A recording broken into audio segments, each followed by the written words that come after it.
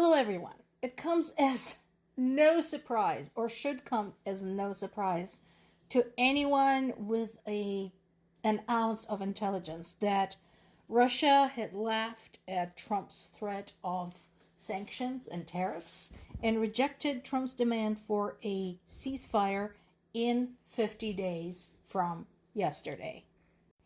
Basically, if you screen out all of the fluff in their response, they said, "Or what? What are you gonna do?" There is no good answer to that. Yeah, he said, "Oh, it's gonna be very bad and there's gonna be sanctions." They're already sanctioned through the roof. There's gonna be tariffs. We barely buy anything from them. And again, as we talked before, they don't pay the tariffs, we do. So how is that going to be scary to them? And it is highly unlikely for the U.S. to actually engage in a military conflict with Russia. So that's out. Here's what I don't understand. What is the point? I mean, I know Trump is a loose cannon, and while he does have advisors, he never listens to them. So, I never thought I would say this. This was not on my 2025 bingo card, but I agree with Putin's poodle Medvedev when he says this was a theatrical ultimatum. Absolutely. It's all bullshit. It's all posturing. It doesn't do anything. It's useless. It doesn't achieve a damn thing. At this point, as far as U.S. participation is concerned, is anybody's guess. Now, Trump's sudden turn against Russia had sparked some controversy inside the MAGA movement. Because one of the things that Trump had promised all of last year during his campaign is America first. And while they applaud and cheer his dismantling of America's government, such as vital departments, such as Department of Education, the Weather Service, USID, making a total mess of the Department of Justice. All of that is no problem with that. Or the terrorizing of the immigrants or people who might look like immigrants. They're fine with that. But this bothers them.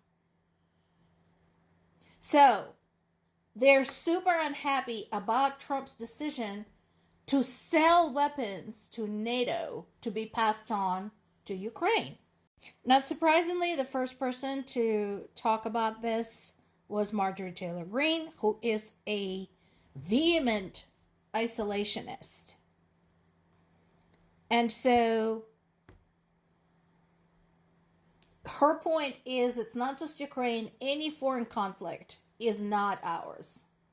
I don't care what we promised. I don't care who is our ally. I don't care, don't care, don't care. America first. Whether or not, along with the Epstein files controversy, is going to bring a chasm, a schism inside the MAGA movement, is unclear, but it's very possible. So, as promised, I asked about the reshuffling in the Ukrainian government, and basically it's just purely bureaucratic activity. It's not anything useful, it's not anything significant, it's just something that's taking place. I don't see any point in it. There is sarcastic expression we have reshuffling beds in a brothel. Yes, it's a very coarse analogy and very coarse statement, but that basically describes what's happening. There's no particular need for this to happen. However, people are complaining that certain government members have been in power for too long. So here, this is what they get. They get a bit of a turnover there. Now, this article is interesting. This goes back to the developments in Ukrainian military technology. I said many times, the allies who haven't jumped on this particular bandwagon yet should. So this is on Kyiv Independent website, talks about a new generation of drones. We talked about the airborne drones. We talked about the seagoing drones. These are ground drones. One of the biggest challenges for Ukraine has been sheer numbers of Russian troops, the numbers that Ukraine does not have. And, of course, there is the problem with rotation, because right now, when it comes to Ukrainian army, there isn't any. This is it. So people are fighting for months and months and months on end with very little reprieve. Obviously, that is not sustainable. So, since we can't have human soldiers, what is in the progress now and actually undergoing field test is a bunch of ground drones, all of them performing a different function. They're operated remotely and designed to perform various military tasks without putting soldiers at risk, or at least as much risk. There are some that are small carriers. There are some heavier that are armored platforms. There are some that carry supplies, tools, medical gear, etc., thus sparing the need for somebody to drive them. And there's some that are armed. In addition to carrying medical supplies, the medical drones also can get wounded out of the danger zone. And that is essential, because most of the medics in the army are women. How I know this? One of my family members, a woman, is an army medic, and she's seen some horrible things. But basically, these women go out there sometimes. They don't just sit somewhere off to the side waiting for the wounded to be brought to them. They go into the battlefield and haul the wounded out, complete with all of their gear. You do the math, what it's like. So, these machines will simplify this problem significantly. They will be able to collect more wounded at a time, and they can bring the medical supplies right there, so that if somebody needs to be patched up, bandaged on the spot, that makes it possible. Then there is this one, the loot system. That is strictly a machine gun on wheels, basically.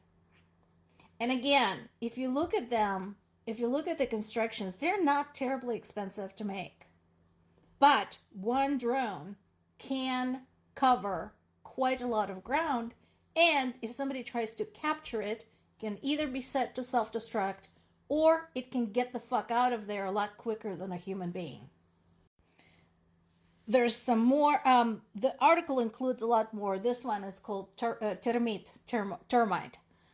This is for challenging terrains, basically, to send them to where things are bumpy. So I think these are very cool. And again, I strongly suggest that the allies pay attention to this and get in on this, because this is right now the cutting edge of military technology. Besides, they could be used in a time of peace as well. More to come.